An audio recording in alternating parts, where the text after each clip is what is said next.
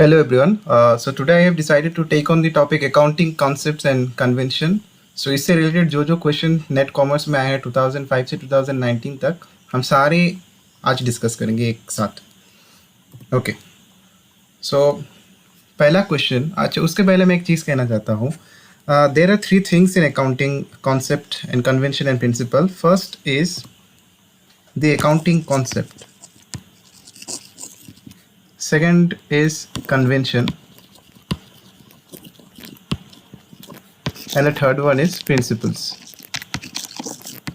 So बहुत से students को इस चीज़ में कंफ्यूजन होता है कि कॉन्सेप्ट, कन्वेंशन और प्रिंसिपल शायद एक ही इंटरचेंजेबली यूज़ होता है. नहीं, इनका मीनिंग जो अलग है. Concept gives us an idea और a kind of opinion. Sometimes we call it as assumption also. ये बात हमको याद रखनी है कि कॉन्सेप्ट से एजम्पशन जो होते हैं which is not based on fact, which is not based on, भी नहीं आया, based on fact. And this are not static also, not static also, change हो सकते हैं समय के अनुसार. Convention is something which is based on practices, which is based on practices. सालों से प्रैक्टिस करते आ रहे हैं, उसके ऊपर बेस करके कुछ कंजम्पशन बनाया है ताकि जो चीज़ें हम प्रैक्टिस कर रहे हैं अकाउंटिंग में मेनली उस पर सहायता मिले. Principles in a very layman language I can say it is a set of rules. It is a set of rule which is based on body of knowledge which provides information. जैसे हमारे यहाँ India में accounting standards है. So accounting standards जो बने हैं उसमें principal का इन्वॉल्वमेंट बहुत ज़्यादा है. से फॉर एग्जांपल अगर हम लोग बात करें अकाउंटिंग स्टैंडर्ड 1 जो full disclosure of accounting practices है, उसमें 3 अकाउंटिंग कॉन्सेप्ट्स और प्रिंसिपल का इस्तेमाल हुआ है जिन अकाउंटिंग स्टैंडर्ड 1 ने इन तीनों के ऊपर ही फोकस किया है. पहला है गोइंग कंसर्न,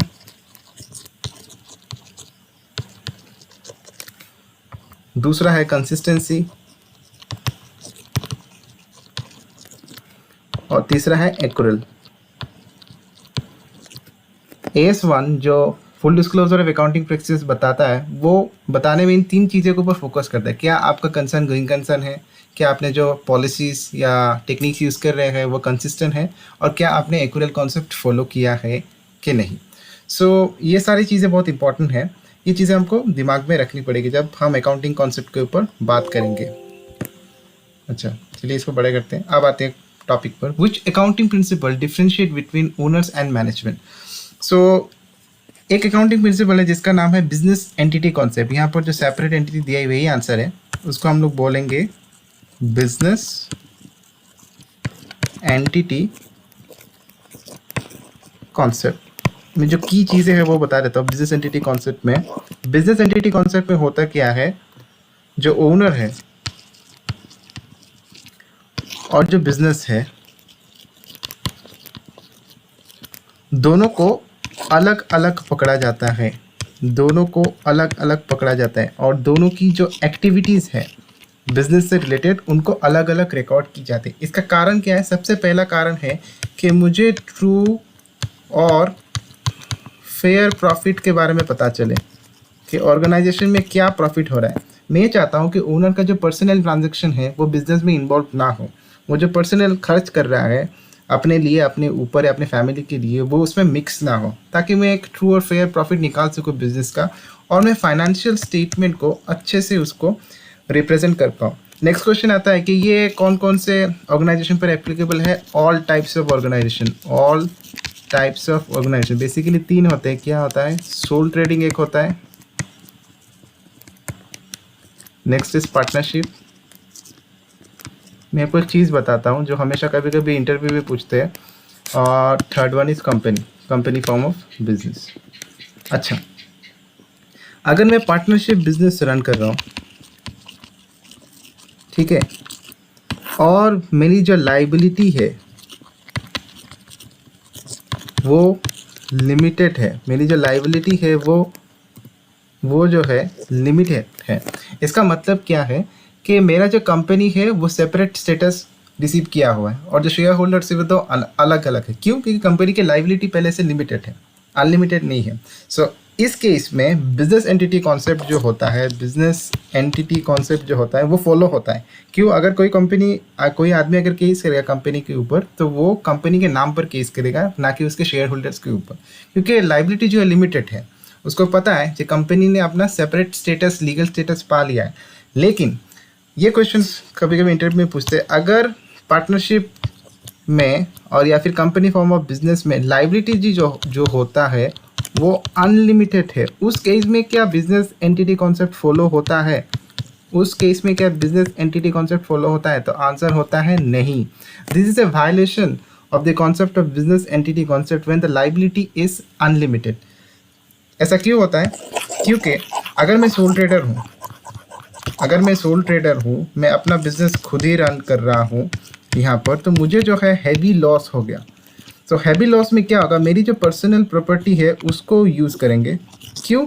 लॉस को कवर करने के लिए पर्सनल प्रॉपर्टी यूज़ करेंगे, मिक्स कर रहे हैं बिजनेस के साथ, तो यहाँ तो वायलेशन हो गया बिजनेस एंटिटी कॉन्सेप्ट का। सो ये एक एक्सेप्शनल एरिया है जिसे हमें याद रखना है कि business entity concept is not applicable when the liability is unlimited, mainly in case of sole trading partnership और company, otherwise it is applicable. So it is one of the concept which makes a difference between owner and the business. कारण क्या थे? हमें true fair और profit जानना है, और business में पर्सनल ट्रांजैक्शन और बिजनेस ट्रांजैक्शन को मिक्सअप नहीं करना है। तो इसका आंसर होगा C. Okay, accounting concepts are based on, जो मैंने अभी डिस्कस किया, accounting concepts are basically based on certain assumptions. कुछ एजम्पशंस के ऊपर होते हैं, या फिर उसको हम लोग ओपिनियन भी बोलते हैं, या फिर उसको हम लोग आइडियाज भी बोलते हैं। अकाउंटिंग एजम्पशन जो है फैक्ट्स एंड फिगर्स के ऊपर बेस्ड नहीं होते। फैक्ट्स एंड फिगर के ऊपर अगर बेस्ड होते तो रॉक सॉलिड हो जाते, वो तो कुछ रूल्स हो जाते, गाइडलाइंस हो जाते हैं हमारे लिए।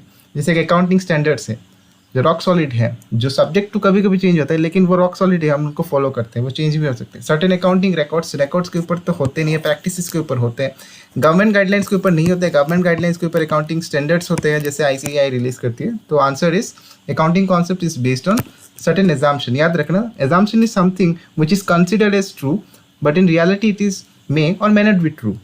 एजम्पशन है, चेंज हो सकता है, subject to practice. Okay, third है, which of the following accounting equation is not correct. तो नॉट करेक्ट निकालना है, तो सबसे पहले तो हमको अकाउंटिंग इक्वेशन जानना चाहिए। तो हमें याद रखना होगा कि ड्यूअल एस्पेक्ट कॉन्सेप्ट करके एक होता है, ड्यूअल एस्पेक्ट कॉन्सेप्ट, जो बोलता है कि for every debit there should be a corresponding credit. हर ट्रांजैक्शन में डेबिट और क्रेडिट होता है, तो उसके लिए एक ड्यूअल एस्पेक्ट कॉन्सेप्ट होता है। उसका सिंपल सा फॉर्म है assets equal to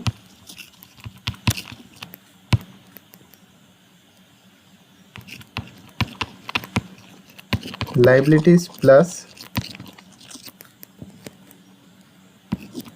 capital. So liabilities को हम इधर current liability plus non current liability लिख सकते हैं। कैपिटल को हम लोग यहाँ पर लिख सकते हैं equity plus reserve and surplus. तो मेनली इसको हम लोग ओनर्स इक्विटी भी बोलते हैं, याद रखिएगा, इसको हम लोग ओनर्स इक्विटी भी बोलते हैं। तो इस इक्वेशन को हम लोग ऐसे भी लिख सकते हैं, assets equal to liability plus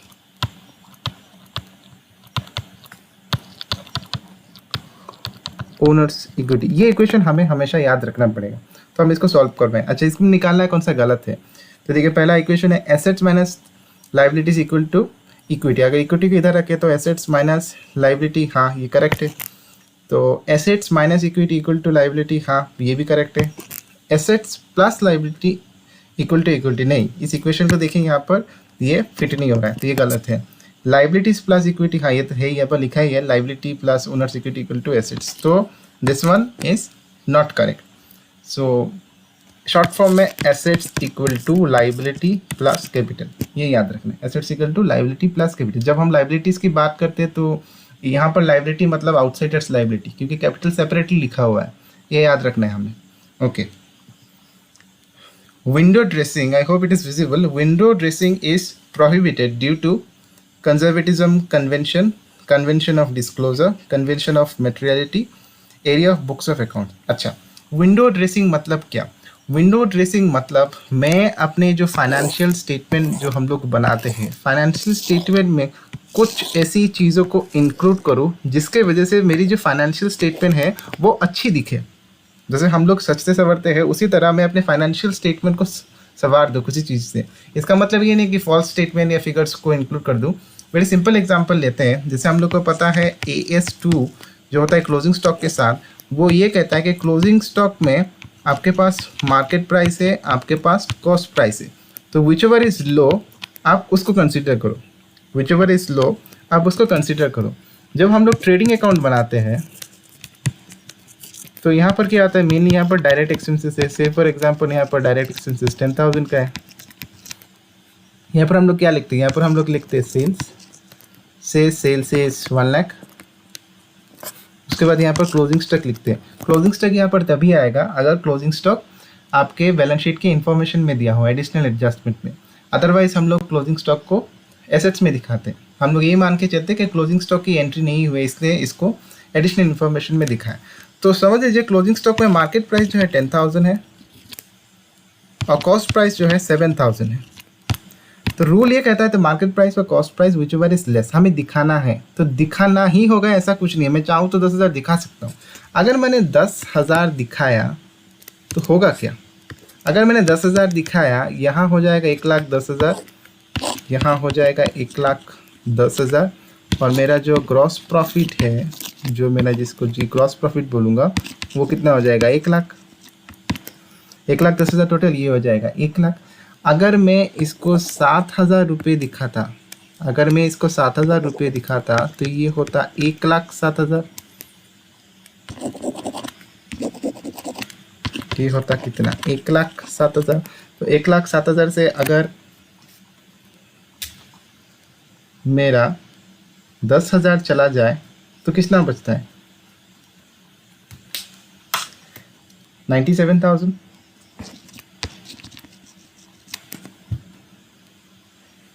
तो मेरा प्रॉफिट हो जाता 97,000। तो मैंने यहाँ पर किया क्या, मैंने अपने ट्रेडिंग अकाउंट में थोड़ा सा एडजस्टमेंट किया, थोड़ा सा एडजस्टमेंट करके कुछ चीज़ों को इन्फॉर्मेशन दिखाए ताकि वो अच्छी दिखे। कंजर्वेटिज्म ये कहता है कि हमें हमेशा अपनी जो एंटिसिपेटेड लॉस है उसको एज्यूम करनी है और उसको एज्यूम करके हमको अपने बुक्स ऑफ अकाउंट में दिखाना है। ये कहता है, ऐसा हमको करना है, ज़रूरी नहीं है, लेकिन जनरली हम लोग करते हैं। फ्यूचर अगर हम लोग जनरल लाइफ की बात करते हैं, जनरल लाइफ में भी हम लोग ऐसा करते हैं। अगर हमारे साथ कोई अच्छी चीज़ होने वाली होती है तो हम उसके बारे में ज़्यादा डिस्कस नहीं करते, जब वो हो जाती है तब उसके बाद डिस्कस करते हैं। तो ये भी यही कहता है, अगर आपको लग रहा है कि आपके पास क्लोजिंग स्टॉक है जिसकी वैल्यू मार्केट में ज़्यादा है प्राइस, लेकिन आपके कॉस्ट प्राइस उससे कम है, आप कॉस्ट प्राइस में अभी दिखाइए। If it increase in future then you show by applying some technique and other procedure कि ये बढ़ गया है। तो इस चीज़ को प्रोहिबिट करता है कौन, इस चीज़ को प्रोहिबिट करता है कंजर्वेटिज्म। तो ऐसा करने से मेरा प्रॉफिट यहाँ पर कम आया क्योंकि मैंने इसको 7,000 दिखाया, तो आगे जब मैंने 10,000 दिखाया तो यहाँ पर प्रॉफिट कितना आ गया था, यहाँ पर 1 लाख आ गया था। तो ये चीज़ें हमें ध्यान देने। Conservatism anticipate all possible losses and ignores the future profit. In simple ये याद रखना। ओनर्स इक्विटी स्टैंड्स फॉर, जो ओनर्स इक्विटी का इक्वेशन हमने सीखा था, assets equal to liability plus capital. So liability में मैंने ये कहा था, ये जो लायबिलिटी होती है ये होती है आउटसाइडर्स लायबिलिटी,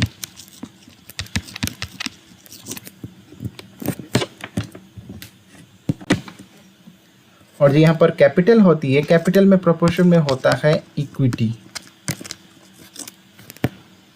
इक्विटी को हम लोग इनसाइडर्स लायबिलिटी भी कहते हैं, इनसाइडर्स, और इंटरनल बोरोइंग भी कहते हैं। तो आउटसाइडर्स लायबिलिटी मेनली क्या रिप्रेजेंट करता है, outside liability mainly represents your debt. आपने डेट क्या क्या लिया है, तो डेट में मेनली हम लोग क्या लेते हैं, बैंक लोन, और क्या करेंगे, क्रेडिटर से लेंगे, डिवेंचर, डेट लिख रहा हूँ यहाँ पर, और बॉन्ड्स। तो ये सारी मेन चीज़ें आती है। इक्विटी में क्या आता है, इक्विटी पे मेरे पास आता है इक्विटी शेयर कैपिटल अगर कंपनी है, प्रेफरेंस शेयर कैपिटल, और आ जाता है रिजर्व एंड सरप्लस। ये सेपरेटली दिखाते हैं कंपनीज अकाउंट में। तो यहाँ पर ये कहा कि owners equity stands for what. पहला बोला है कि fixed assets minus fixed liability. तो सबसे पहले तो फिक्स्ड लाइबिलिटी कुछ होता नहीं, होता है आपका current liability, non current liability. तो ये तो गलत है, इससे आपको नहीं मिलेगा। एसेट्स माइनस लाइबिलिटी तो नहीं है, fixed assets minus current liability नहीं। फिक्स्ड एसेट्स से करंट लाइबिलिटी करेंगे तो आपको चाहिए ओनर्स इक्विटी, नहीं मिलेगा। अच्छा, current assets minus fixed liability, नहीं ये तो नहीं होगा। Total assets minus total outsiders liability, ये बोल रहा है। अगर मैंने ए माइनस एल किया तो मुझे सी मिलेगा। C stands for what? C stands for equity. तो ये तो मुझे चाहिए। तो assets minus total outsiders liability करेंगे तो हमें ओनर्स इक्विटी मिल जाएगा। ओके, नेक्स्ट है assertion. Accounting information refers to only events which are concerned with the business firm. हाँ, बिजनेस फर्म से रिलेटेड इन्फॉर्मेशन कोई कंसिडर करते हो। रीज़न ये है कि accounting information is presented in financial statement. हाँ, अकाउंटिंग इन्फॉर्मेशन को फाइनेंशियल स्टेटमेंट में हम लोग रखते हैं। So both are true.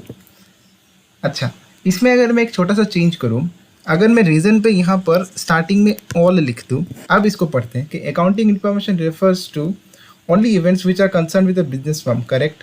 Reason में मैंने क्या लिखा? All accounting information is presented in the financial statement. अब आंसर क्या होगा? अब आंसर प्रोबेबल आंसर होगा A is correct but R is wrong. R कैसे रॉन्ग हो गया?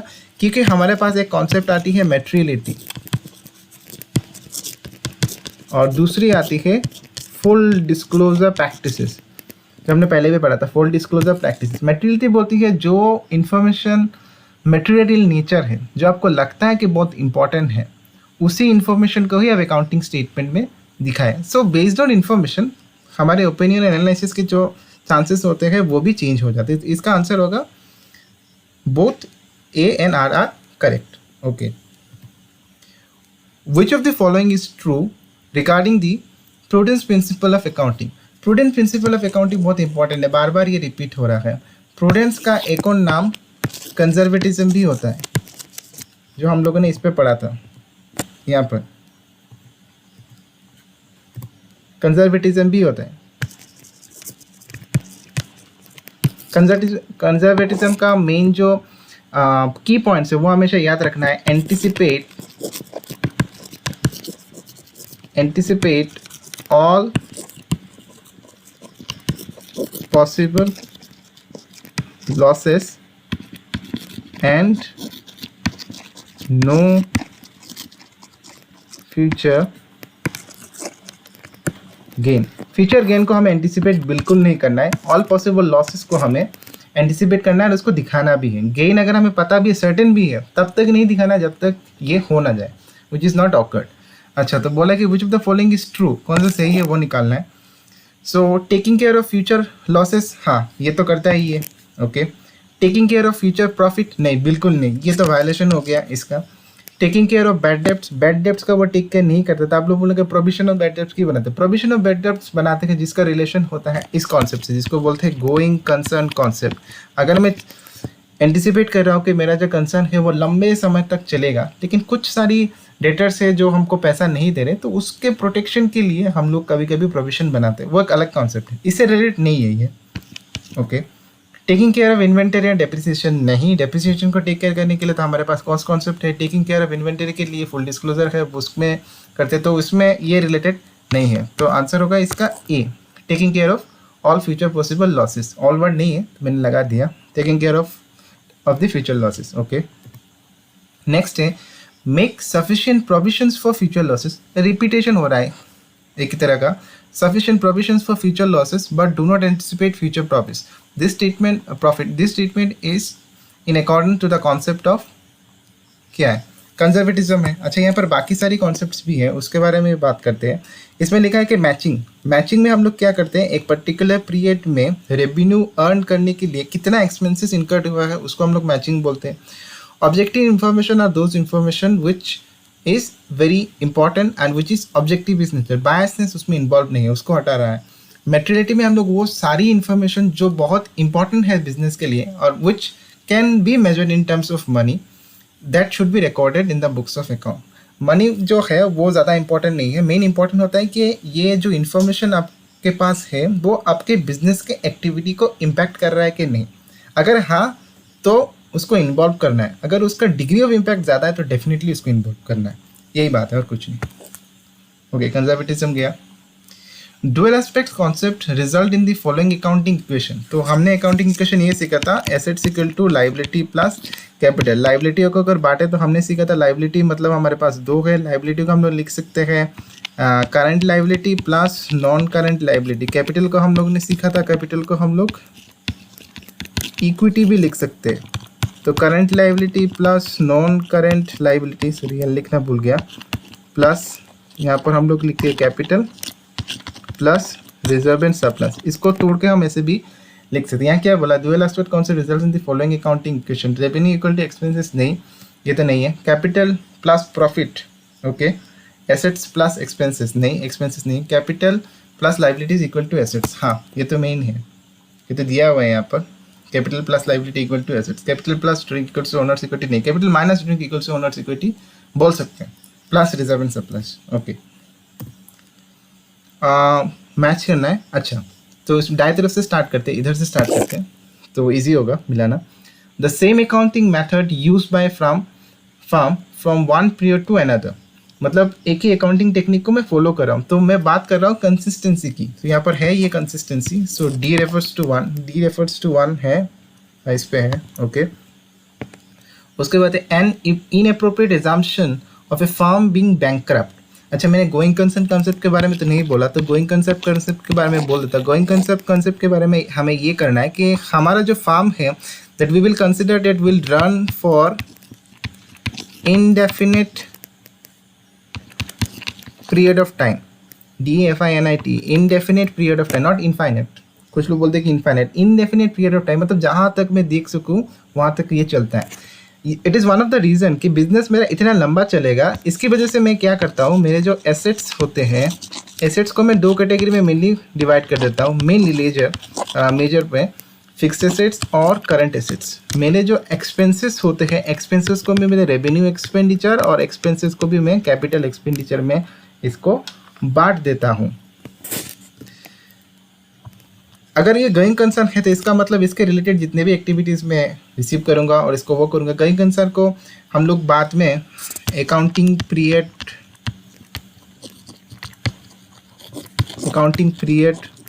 में भी पाते हैं। ये इसका स्मॉलर पार्ट है। अगर हम लोग ये सोच रहे हैं कि मेरा बिजनेस है लंबे समय तक चलेगा, तो ऐसा तो नहीं होगा कि बिजनेस जब खत्म होगा तब उसका प्रॉफिट निकालेंगे। साल दर साल 6 महीने बाद निकालना पड़ेगा, तो उसके लिए तो अकाउंटिंग पीरियड चाहिए। अकाउंटिंग पीरियड में हम लोग रेवेन्यू को एक्सपेंस के साथ कंपेयर करते हैं। तो रेवेन्यू और एक्सपेंस का अगर कंपेयर करते हैं तो उसके लिए एक और कॉन्सेप्ट आ जाता है हमारे पास, जिसको बोलते हैं हम लोग एक्यूरेल कॉन्सेप्ट। ये वेरी वेरी इंपॉर्टेंट कॉन्सेप्ट होता है और इसके ऊपर हम लोग को जर्नल भी बेस करते हैं। क्यों? क्योंकि इसके रिलेट ये कहता है कि एक पर्टिकुलर पीरियड में अगर कोई ट्रांजेक्शन ओकर हो रहा है तो उसके रिलेटेड जो एक्टिविटीज़ है, अगर उसका इम्पैक्ट इस प्रेजेंट ईयर में है तो उसे आप रिकॉर्ड करो। भले ही आप उस कैश को अभी रिसीव नहीं कर रहे हो, कैश का भी पेमेंट नहीं कर रहे हो।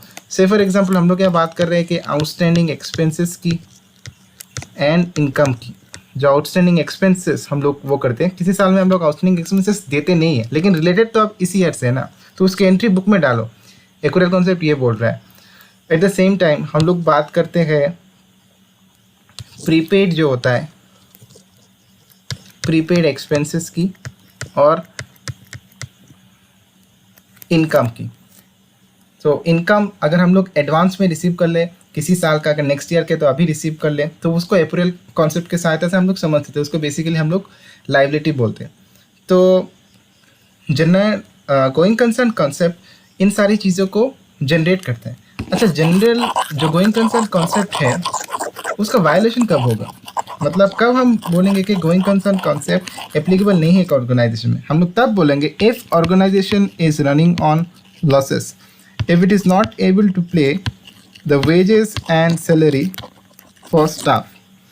ये अगर कंडीशन है, प्रोडक्शन जो है उस ऑर्गेनाइजेशन में क्लोज्ड है, may be for 1 year, may be for 2 year, may be for 3 year हो गया, तो इस कंडीशन में गोइंग कंसर्न कॉन्सेप्ट एप्लीकेबल नहीं हो गया। थोड़ा सा की फैक्टर्स था। तो इसमें यहाँ पर क्या लिखा है, हम लोग आते हैं वापस। An inappropriate assumption of a firm being bankrupt, मतलब इनअप्रोप्रिएट मतलब अपर्याप्त, मतलब पर्याप्त नहीं है, ये सोच रहे कि फर्म जो बैंकरप्ट हो गया। तो हम किस में सोचते हैं? गोइंग कंसर्न में। रिमेंबर यहाँ पर इनअप्रोप्रिएट बोला है, मतलब हम लोग सोच नहीं रहे, बैंकरप्ट नहीं है, वो किस में आ जाता है? गोइंग कंसर्न में। फर्म रन कर रहा है। ओके, तो बी का आया 2 है इसमें तो बी का 3 बता रहा है। एन इनअप्रोप्रिएट एजम्पशन ऑफ ए, तो इस पे है, अच्छा सॉरी, तो इस पे है, तो ये तो नहीं होगा, तो फिर अच्छा हिस्टोरिकल कॉस्ट का, अच्छा 3 नंबर पे देखते हैं। A normal basis used for accounting of assets. कौन सा नॉर्मल बेसिस हम लोग यूज करते हैं एसेट्स को रिकॉर्ड करने के लिए? तो एसेट्स को मेनली उसके परचेज प्राइस पर रिकॉर्ड किया जाता है। तो परचेज प्राइस को हम लोग कॉस्ट प्राइस भी बोलते हैं, परचेज प्राइस भी बोलते हैं। तो this is one of the normal basis जिसके लिए हम लोग हिस्टोरिकल कॉस्ट कॉन्सेप्ट यूज़ करते थे। इसके रिलेटेड भी कोई इंफॉर्मेशन है? क्यों करते हैं? क्योंकि हमें डेप्रिसिएशन चार्ज करना है। डेप्रिसिएशन मतलब जो हम लोग एसेट का कॉस्ट है उसकी एस्टिमेटेड लाइफ के ऊपर उसको एलोकेट करते हैं, तो उसके लिए कॉस्ट कॉन्सेप्ट हमें करना है। दूसरा ये कि अगर हमको लीगल तरीके से हमको ये बताना है कि आपने ये कॉस्ट को क्यों रिकॉर्ड किया है बुक्स ऑफ अकाउंट में, तो हम लोग बोलेंगे कि भाई हमारा जो बायर है और सेलर है उसके बीच में एग्रीमेंट हुआ है। तो समझ लीजिए कि एसेट्स का दाम 10 लाख रुपये है, तो उसको दे देंगे। बहुत लोग ये सोचते हैं कि यार एसेट्स जो है उसको मैंने 10 लाख रुपए से खरीदा, लेकिन आज के दिन में इस एसेट्स का वैल्यू तो है 100 करोड़, तो हम इसको क्यों नहीं दिखाते?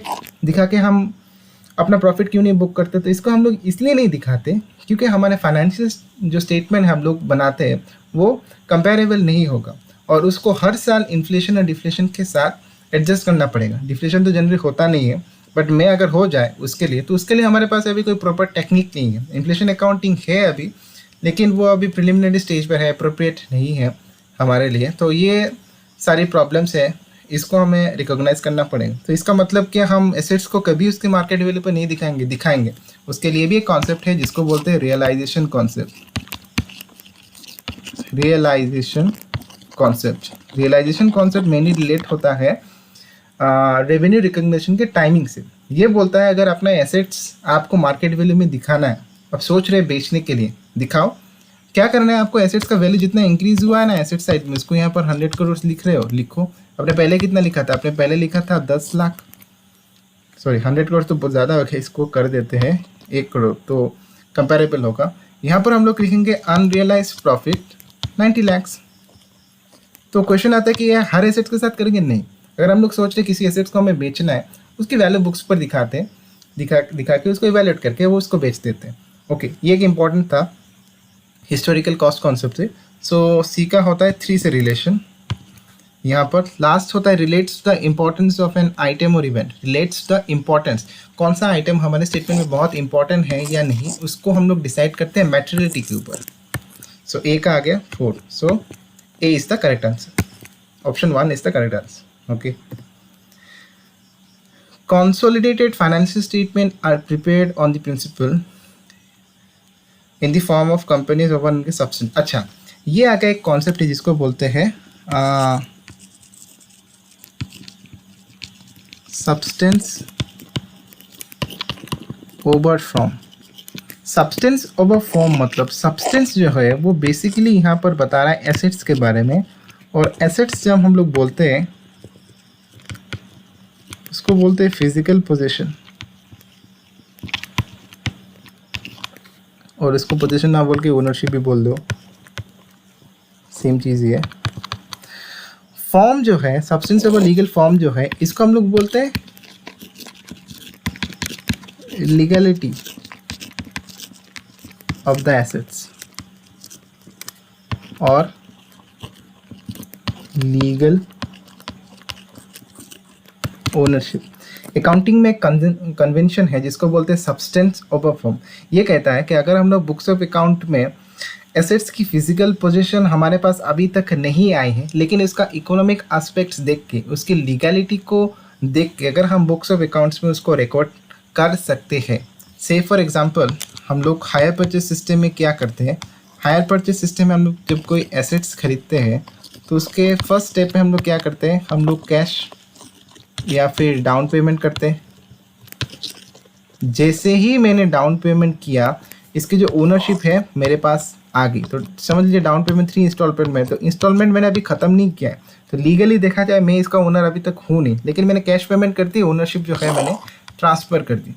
तो इसमें हम लोग क्या करें, सब्सटेंस को ज़्यादा इंपॉर्टेंस दे रहे हैं ओवर इट्स लीगल फॉर्म। पता है कि लीगलिटी इसमें ट्रांसफर हो भी सकता है, इसमें कैंसिल हो जाए, बट ये हमको दिमाग में रखनी। तो ये जो कॉन्सेप्ट है मेनली इसके ऊपर ही बेस्ड है।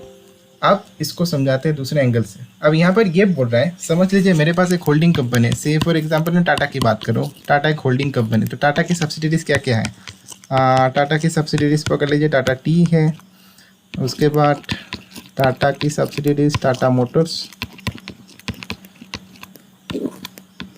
से टाटा सोल्ट, टाटा स्टील, इसके सब्सिडियरी है। अब हमको सब्सटेंस ओवर लीगल फॉर्म का जो कॉन्सेप्ट है वो प्रिपेयर करना है। ये बोल रहा है कि कंसोलिडेटेड फाइनेंशियल स्टेटमेंट है प्रिपेयर्ड ऑन द प्रिंसिपल। कौन से प्रिंसिपल के ऊपर बेस करके बनता है। अब हमें देखना है क्या यहाँ पर जो सब्सटेंस है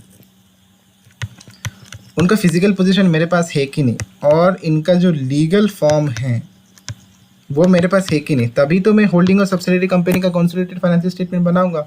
यहाँ बोलूँगा है, yes yes yes, legal form ownership भी मेरे पास है, तो मैं ओनर हूँ, मेरी ये सब्सिडियरी कंपनी है। सब्सटेंस ओवर लीगल फॉर्म मतलब फिजिकल पोजीशन आपके पास है कि नहीं, आप इन सारी ऑफिस में खुद जाके बैठ पा रहे हैं कि नहीं, आपको अलाउ कर रहा है कि नहीं, लीगली और फिजिकली भी। हाँ, तो मैं बोलूँगा in the form of substance the companies are one equity, in the form and substance the company are one equity. Form में भी मेरी है और सब्सटेंस में भी कंपनी जो है वो मेरी है। सो कंसोलिडेटेड फाइनेंशियल स्टेटमेंट है prepared on the principles that the legality is there with us in the form and substance that is in physical form, it's we are the owner. That is why the company is basically considered as one entity, अलग अलग तो नहीं है। Okay, match the list of list one and list two. तो list two से शुरू करते हैं। अब मैं थोड़ा सा फास्ट बोलने की कोशिश करता हूँ। Valuing plant and machinery at cost less depreciation, ये हम लोगों ने अभी डिस्कस किया है, इसको बोलते हैं हम लोग हिस्टोरिकल कॉस्ट कॉन्सेप्ट। तो डी का रिलेशन 1 से है, तो डी का रिलेशन 1 यहाँ पर है। Okay, recording punctuality and honesty of employees of an organisation. देखो, पंक्चुअलिटी और ऑनेस्टी जो है इसको मनी के ऊपर हम लोग मेजर कर नहीं सकते। फर्स्ट, क्या ये मटेरियल इन्फॉर्मेशन है? हाँ, ये तो टू एन एक्सटेंट मटेरियल है, लेकिन मनी से हम लोग इसको मेजर नहीं कर सकते। तो इसका रिलेशन डायरेक्टली आ जाता है मटेरियलिटी की ऊपर। तो principle separate principle of money measurement. So money measurement इसको हम लोग अच्छे से नहीं कर सकते। तो सी का आंसर होगा 2 है यहाँ पर। Capital contributed by proprietor is shown as liability in the balance sheet. ये हम लोगों ने सीखा है बिजनेस एंटिटी कॉन्सेप्ट के, बिजनेस और ओनर दोनों अलग होते हैं। तो पहला है ये ए का है 3। लास्ट है वैल्यूइंग इन्वेंटरीज एट कॉस्ट और market price which ever is less. हाँ, ये किस लिए करते हैं? कंजर्वेटिव के लिए। मैंने एक एग्जांपल देके भी समझाया था। B is 4, तो आंसर इज 2। ओके, एसर्टेशन है person and transaction of the owners of the business are not recorded in the books. हाँ, ये तो करेक्ट है। रीजन है, बताता है क्या है। According to the business entity concept, each business enterprise is consider as an accounting unit separate from owner. हाँ, बिजनेस और ओनर जो होते हैं उन वो दूसरे से अलग होते हैं। तो ये both A and R are correct and R is the correct explanation of A. Correct. Next, list 2 की तरफ से स्टार्ट करते हैं। The same accounting method used by firm from one period to another. So consistency है, consistency के बारे में बोल रहा है। तो C is related to 1, C is related to B is related to 1, B is related to 1 यहाँ पर है। Relates to the relative size और इम्पोर्टेंस ऑफ एन आइटम और इवेंट।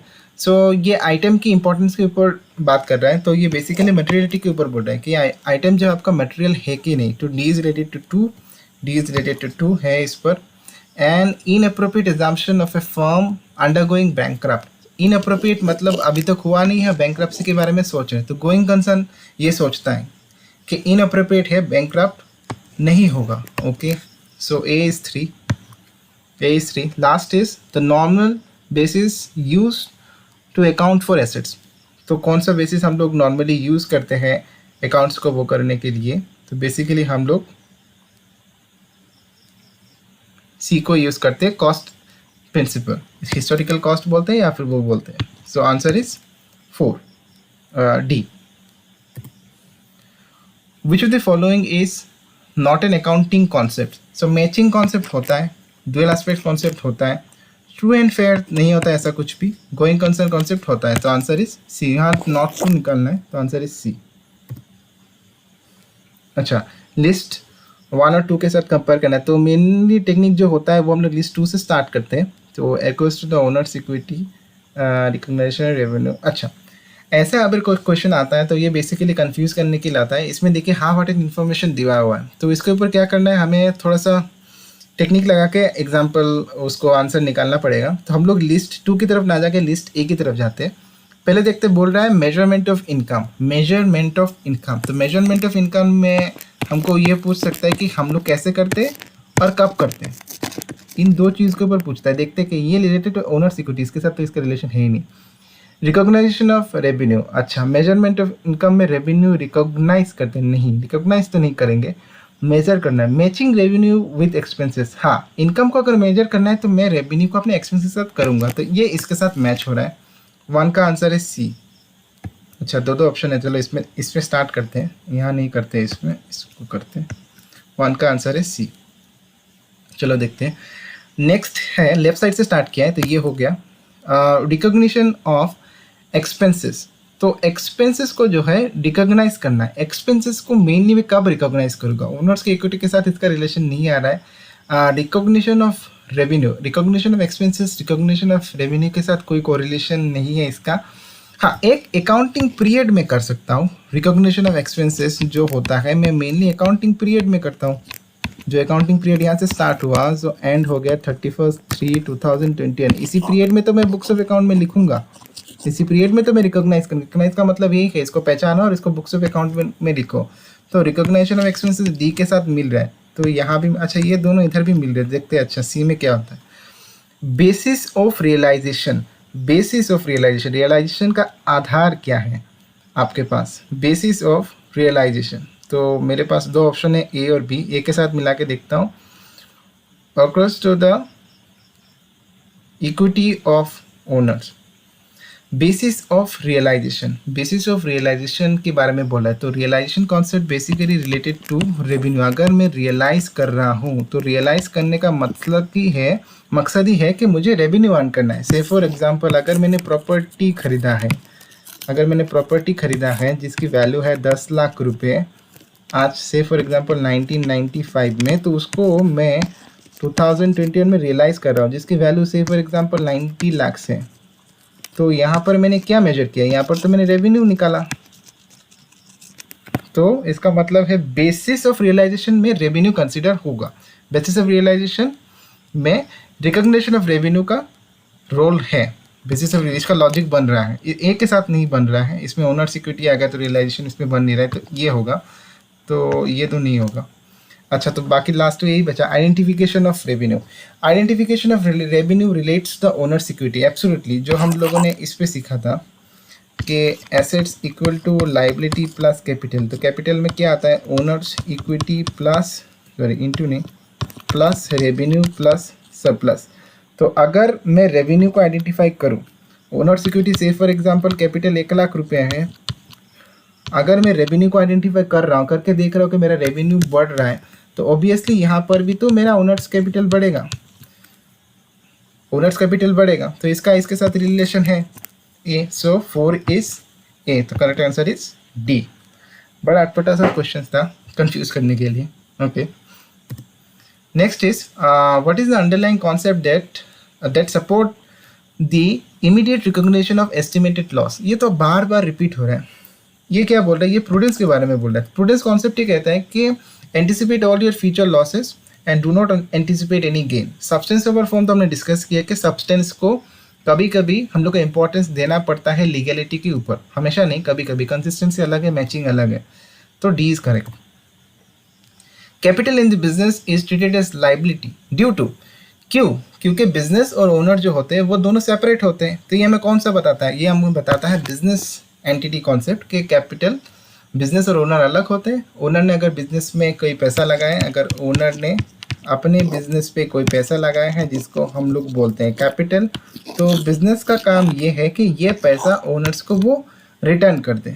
तो बिजनेस के लिए ये एक लाइबिलिटी है, ये हमें बोलता है बिजनेस एंटिटी कॉन्सेप्ट, और उसको हम लोग कभी कभी बोलते हैं सेपरेट एंटिटी कॉन्सेप्ट। ओके, सो आज तक के लिए यही ख़त्म करते हैं आज के लिए। Thank you for watching.